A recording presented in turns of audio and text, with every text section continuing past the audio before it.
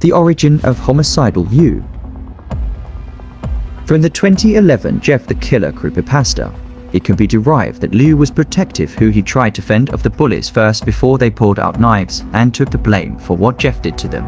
Considerate of his brother, he was the one to speak up and say Jeff's face didn't look too bad, after a moment of silence shared by the family. And he was basically Jeff's only friend when they moved into the new neighborhood. Liu's fate is never outright said. Either the story ends with Jeff telling Liu to go to sleep after gutting their parents. Many fans have theorized that Liu suffered the same fate.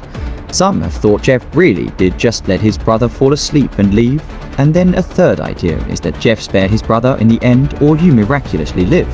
The DeviantArt user Vampire Note 13 took the idea of Liu living and evolved the character into something else. Liu Woods has brown hair, assuming genetics of brown hair being dominant, and Jeff in the story having brown hair, green eyes, and multiple scars from living through a horrifying experience of his brother attempting to gut him, that pulling out his intestines and such. He did try to fight back and choke his brother with a rosary until it broke. Billy and his mother heard screaming from their house next door and came to Liu's rescue after Jeff had abandoned his victim. He almost died in the hospital, but pulled through. It was when a nurse happened to be talking about what his brother had done to him, referring to Jeff as a monster, that Liu snapped and stabbed her over and over until she died. His first victim is he fled the hospital to the house, grabbed only a few belongings, burned the rest, and then left the state.